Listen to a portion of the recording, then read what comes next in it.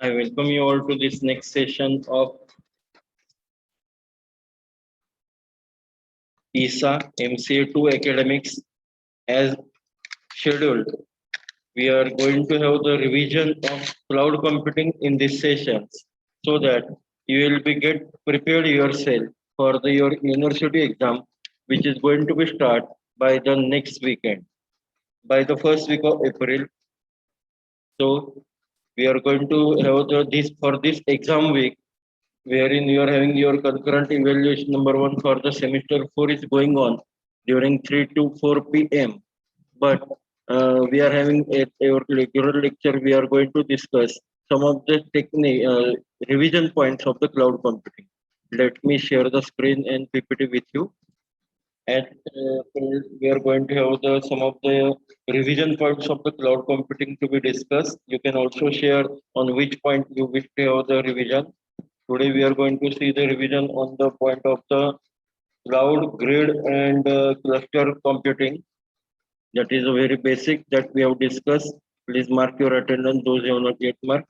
And this week, as far as your internal exams are concerned, it will be on Tesmos at 3 p.m. onwards at the Google Classroom. You will be shared with the passport. So please visit your Google Classroom by the 2:55 onwards so that you will be able to have that particular. Now let me share the screen with you. I hope the screen is visible.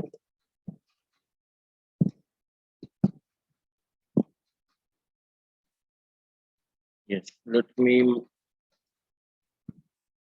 Okay, that was the very beginning of the cloud computing. We have discussed that why there is a need of cloud computing instead of having cluster and grid. Cluster and grid computing are the offline computing available. Cloud computing is somewhere the online computing. What do you mean by the grid? That's nothing but the at least one computer with the like a client server technique. That is a grid. Okay, means some will be the server and another will be the some client network, and they will be connected, interconnected to each other using which some of the particularly you can say the topology. We have discussed, we have seen the topologies from last 3-4 years where from using that's a star topology, bus topology, using that it is connected. It is a grid computing for you. That's a grid is particularly having the some sort of grid data sharing mechanism. For the some mechanism, data sharing mechanism, grid computing is being used, that is like something in between the user and administration. On screen you can see the number of sharing mechanism can be there, CPU and data resources can be shared. Then there are the grid computing, you are always the part having the any type of devices that might be some of the database resources, supercomputers or PCs or laptops. These are some of the grids that are readily available to be deployed by the some of the particular sponsored, or you can say the manufacturer or developer like IBM used the Blue Grid, or Intern Data Grid Lab by the National Science Foundation is there, Terra Grid by the National Science Foundation. You might be hearding, you might have heard the electricity grid. Okay, जो national grid है उसकी electricity grid होती है. Using grid computing they are providing us the electricity. MSCB is a one part of, up to the Maharashtra level is concerned, MSCB is one part of that national electricity grid. These are some of the grid applications with respect to the categories, like you can have the distributed. Wait.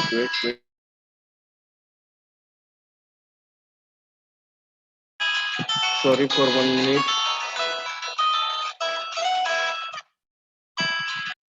So these are some of the grid applications as per the some of the categories are concerned. High throughput on-demand grid application, some data incentive grid application like Sky Surveys there, collaborative grid applications. Remember, you're going to have your MCQ exam on the cloud computing. Okay, so please be ready accordingly. Okay, please practice as far as many as 500 or 500 plus MCQs so that you will be able to appear for the examination.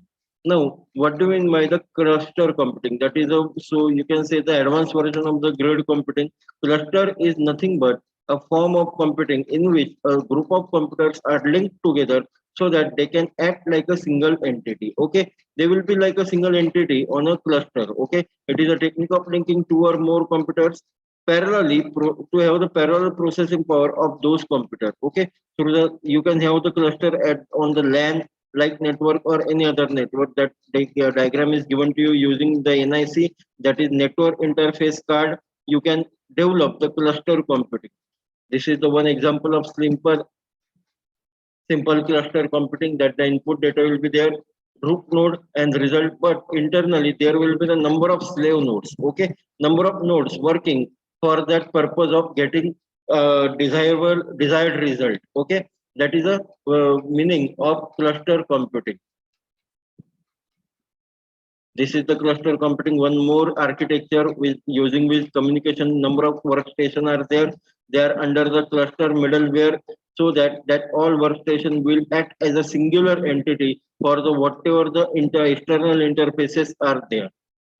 Now, cluster applications are might use in applications like Google search engine. They use the cluster application, petroleum reservoir simulation, then protein explorer, earthquake simulation, image rendering, and weather forecasting use the cluster applications. These are some of, you can say, the comparison chart of the cluster and cluster grid versus cloud computing. As all of us know, cloud, these are the some of the characteristics of the cluster cloud computing that is given, like, sorry, yes, dynamic computing infrastructure, then IT service centric things.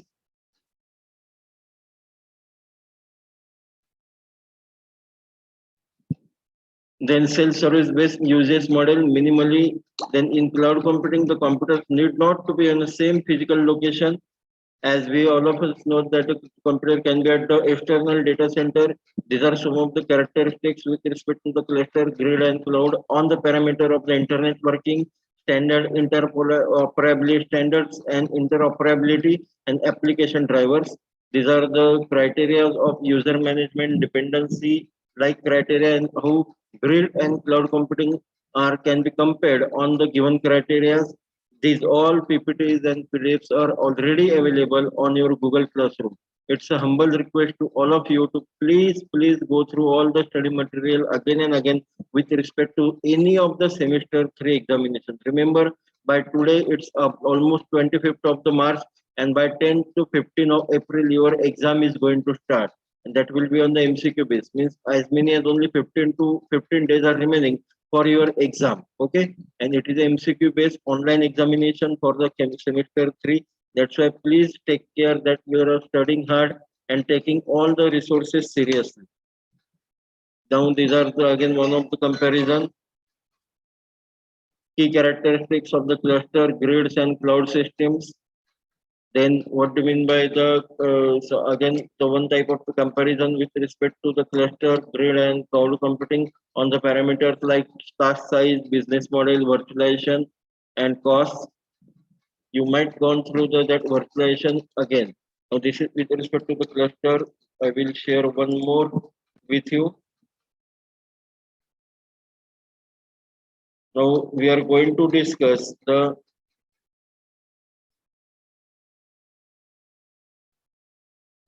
hypervisor concept under the cloud computing. Let me share the screen with you.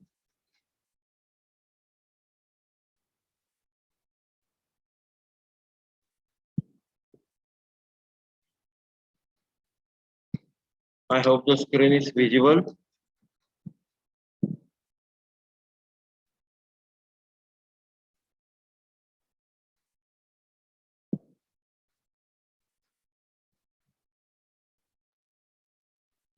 Yes. Now these are the hypervisor. This is the hypervisor concept. Hypervisor is what? It is nothing but the something in middleware like concept in between the user and cloud interface. Okay. There are some types of hypervisor are there. Type 2 hypervisor, that's a more of an application installed on the OS and not directly on the bare metal.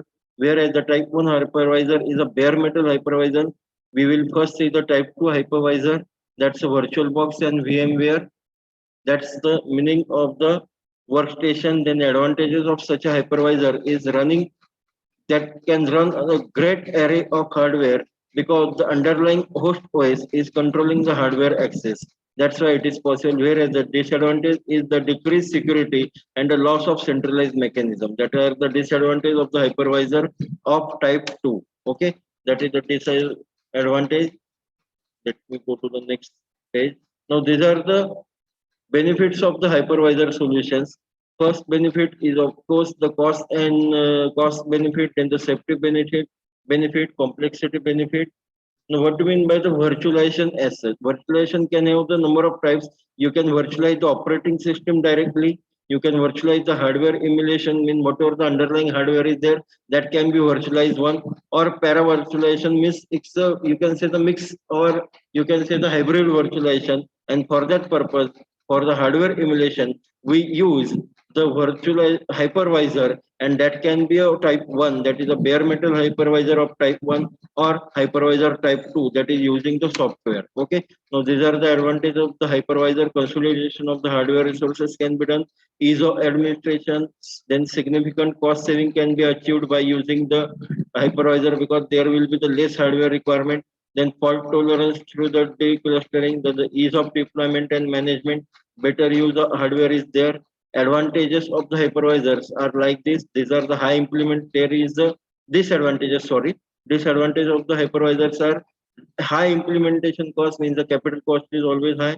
Then the availability issues can be there with respect to the types of the, you can say the OS and compatibility with the hardware, underlying hardware.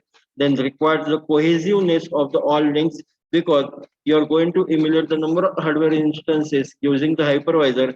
That's why there is a major requirement, or you can say the essential requirement of the cohesiveness of the all links. These are the hypervisor monitoring, hypervisor advantages and disadvantages again for you. There were some solution like hypervisor monitoring is there.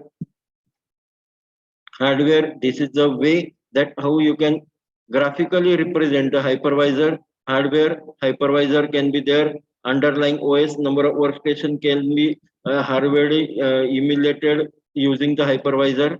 Now, we have at that time we have discussed this very popular example of the pizza as a service. Okay, in the upcoming lectures, we are going to discuss SaaS, PaaS, that is the software as service, platform as service, and infra as a service. For that purpose, we should know that what do you mean by the service as such. Okay, for that to get understood that concept, we have discussed one basic example of the pizza. Okay, if you are making a pizza at home, then what is to be done? What are the traditional on premises? That is as good as the on premise service. Okay, means all maintenance are been done by the user or client itself. Okay, they are maintaining all the things and they are responsible for the all the things. Then there comes the way of infrastructure.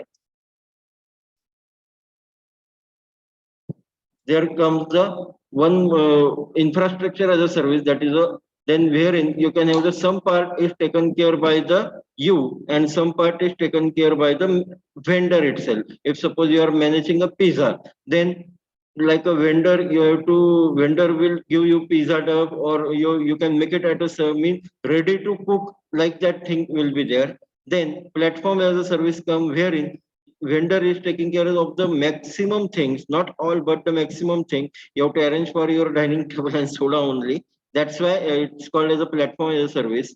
Then software as a service, wherein it is a dine out. Okay, dine out means you are going outside for the dinner. Pizza delivery हमने देखा, it is a platform as a service. Then take and bake, it is like a ready to go infrastructure as a service. And made at home, that is the traditional on premises. And if you are dining out, it is as good as the software as a service. These are the very good example to understand this concept of the software infrastructure and platform as a service.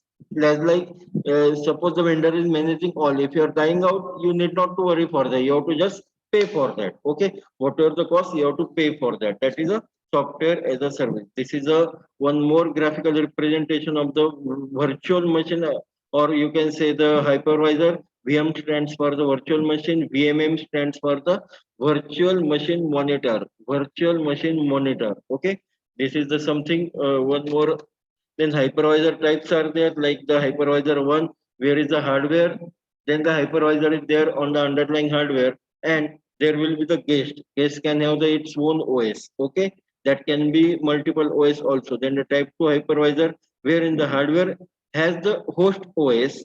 Okay, where type 1 में हमने क्या किया था, hardware जो भी host native hardware था उसके ऊपर ही हमने डायरेक्टली हाइपरवाइजर इंस्टॉल किया था, whereas now in the type 2 it is installed on the host OS. Okay, whereas in the type 1 it is called as a type 1 में उसे bare metal कहा जाता है.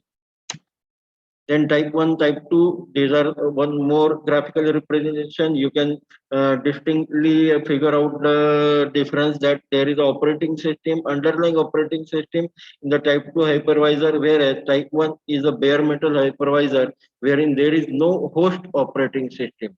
Such a MCQ will definitely going to come that in a type 2 hypervisor, there is a host operating system, true or false. You have to give accordingly answer that what is true or false. In this case, it is a true case. Okay, this is a type 2 hypervisors for you. It is a native or bare metal, then the hosted or embedded, that is a type 2. And native or bare metal means it is nothing but a type 1 hypervisor. Now, how does actually the hypervisor work? It is just the, you can say, the emulation, or you can say the simulation also of the underlying hardware. That hardware can be anything, that can be a storage devices, that can be the servers, that is a processing devices, or that can be any network interface like network NIC, network interface card. These are the classification of the hypervisor VM1 and VM2. You can see type 1 hypervisor directly underlying on the under native hardware, that is CPU, memory and interrupts, that is processing, and it is directly on that hardware. The type 1 hypervisor is there. Then what do you mean by the hypervisor? Such a way that's a program that allows the multiple operating system to share the single hardware host is nothing but the hypervisor. Okay, that program, that might be a program, that might be any software or hardware, but it is called as a hypervisor. And hypervisor is nothing but which allows the multiple operating systems to share the single hardware host. Some of the benefits are given for your reference. That is a type 2 hypervisor for you, wherein the operating system is there, the host operating system is there. Host operating system can directly have the app installed, or you can have the hypervisor also on the host operating system. We have at that, during that sessions we have discussed the example of the dual boot computer system, dual boot computer system, जहां पे आपका underlying hardware होता है, it can have the multiple operating system. Okay, it can have the multiple operating means more than one operating system. That is the example of hypervisor, basic hypervisor. That is something with respect to the hypervisor concept. We will see one more. We can have, let me share the screen with you.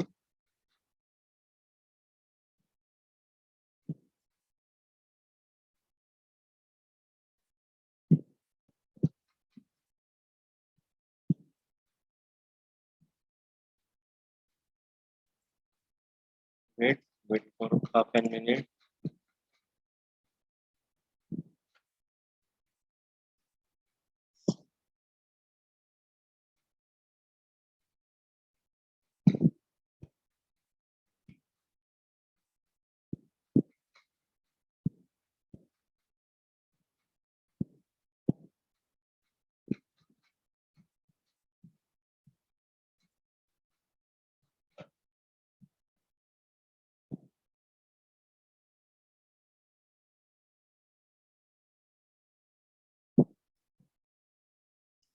Okay, now we will see the what do you mean by the one type of particular hypervisor or virtualization, that is a Zen virtualization.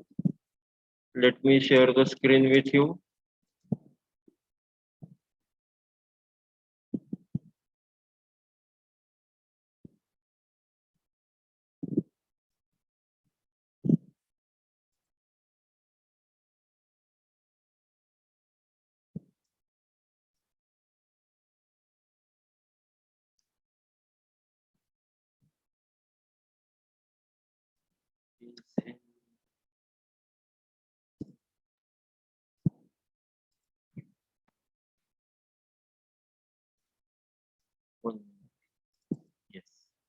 I hope the screen is visible to all of you. That is a Zen, the art of virtualization. That is one special kind of virtualization that is also called as a Zen virtualization. We have discussed this in our regular sessions also. It's a very efficient virtual machine hypervisor. The main objective on the Zen are the scalability and the low overhead. The key ideas are the para virtualization, which is a faster but requires the changes to the guest OS and which uses the x86 protection rings. This is a virtual machines. For that it can have the on the single computer you can run, let different operating system run on the same as the real. Right now we are discussing that's a dual computer, dual booting computer. Then how it is done, hypervisor or vmm, that's a vm monitor, defines two or more virtual machine, and each vm then has its own cpu, memory and disk. That is how the zen para virtualization is done. This is a virtualization process for you. The actual hardware, that is the cpu, memory and disk, will be there. Using hypervisor you can make the many instances of that. That is a hardware 1, hardware 2, up to the hardware n can be there, and that can have the replication of the cpu, memory and disk. See, there are the dotted lines, dotted circle lines or boundary line that shows the replication.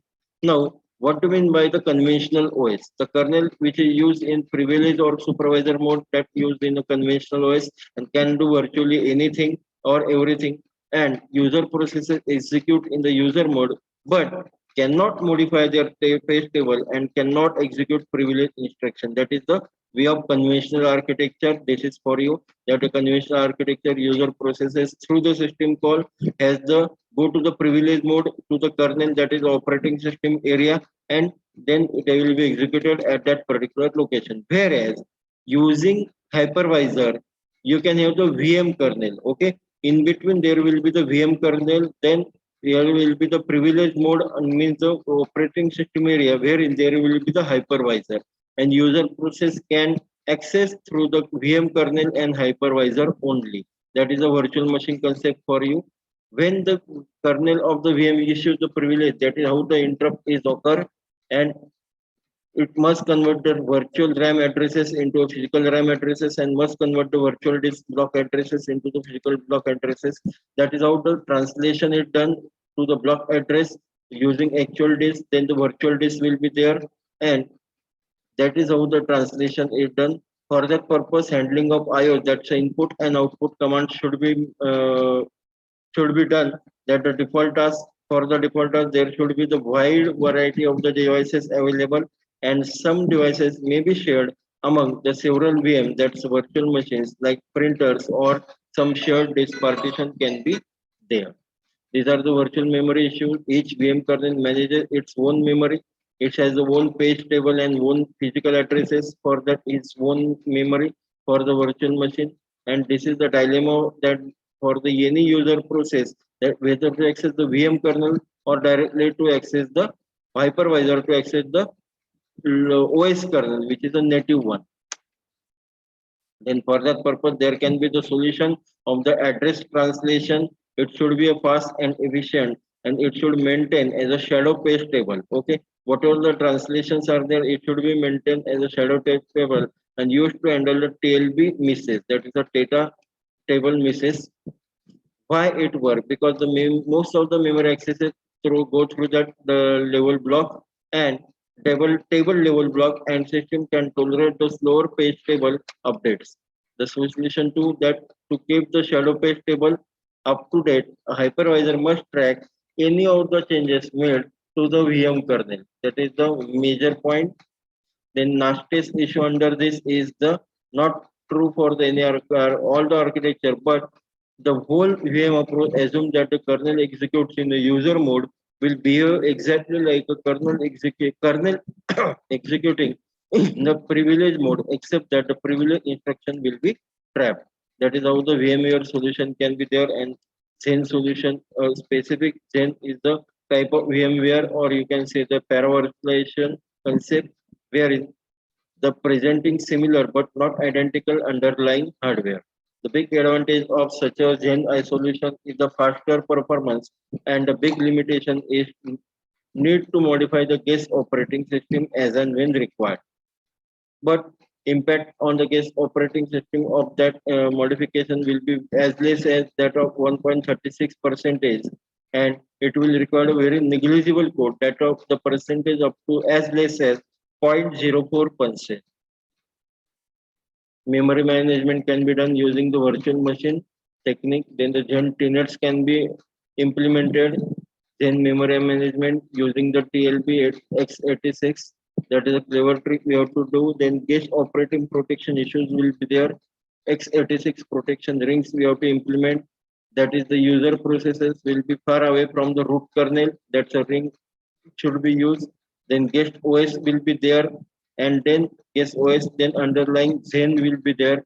Okay, Zen will be like the superficially available over the root kernel. That is a control transfer for you. That's a hypercalls. Control, then data transfer between the rings should be available using some of the IO devices and IO calls. CPU subsystem virtualization can be done using the CPU. Then time and timers and virtual address translation.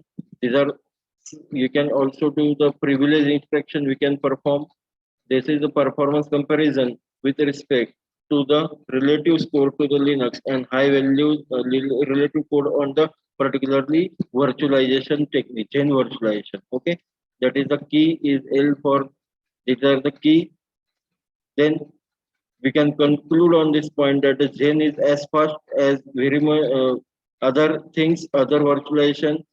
It gives the similar performance of all four of the specs 2000 benchmark, and we should not surprise that this benchmark are the CPU bound and makes infrequent IO calls and interact very little with the OS, and OS performance is essentially be irrelevant. That is something with respect to the Gen. Now from tomorrow we are going to see the three basics cloud computing techniques or platform, that is the Azure in tomorrow's session. Azure, then GCP, that is the Google Cloud Computing Platform, and you can say the Zen we have discussed, Microsoft Azure, Amazon, that's the AWS technique, AWS platform, Amazon Web Services under the cloud computing. This is something with respect to the today's point.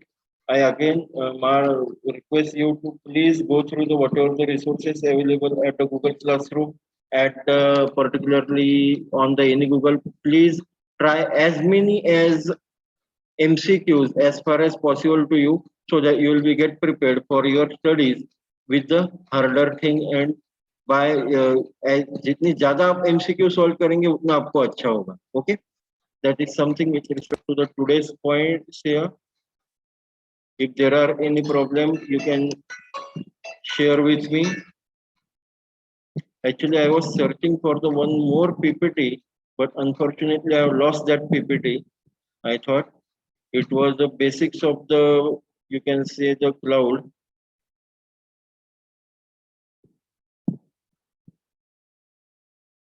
I could not locate that PPT.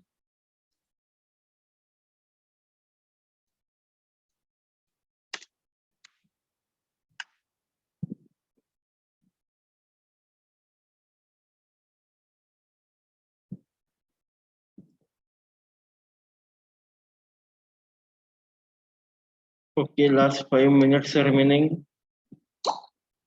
Okay, okay, let me discuss this some of the basic points with you. Let me share the screen.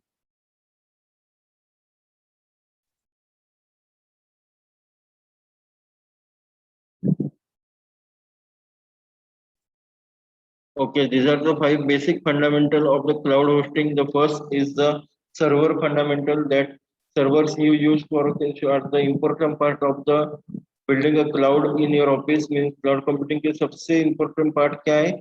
Server. Then the security of that server is the much important for you. Then the third is the remote access of that server, how you can implement and give remote access to the user. And then the apps on you develop or compiled or accessed on that user cloud computing, compatibility issues of that particular cloud computing. So we can conclude that you must know all the cloud computing concepts that are impact your businesses, and you will find that choosing a proper cloud server that will help you to ensure there is access to all your data from anywhere in the world. That is one of the conclusion you can make from this. All these points, the diagrams, or you can say resources, PDF files, and PPTs, notes are also available on your Google Classroom. Please take use of them. With this, I conclude the session. Wish you all the best for your today's in ESA exam. That's the Information System and Security Audit exam that is going to be held on first two chapter. That is a CIA, confidentiality, integrity, and availability concept, and PPT concept. That is a people, process, and technology concept. So please do the study hard and obtain your examination. It will be on the test mode. Credential will be shared through the Google Classroom. Credential means the passcode of the test mode will be shared through the Google Classroom by the 2:55 p.m. and exam or whatever the paper will be deactivated by the 4 p.m. It will be the time from 3 to 4 p.m. With this, I conclude this session. Thank you. Thank you all. Wish you great day ahead.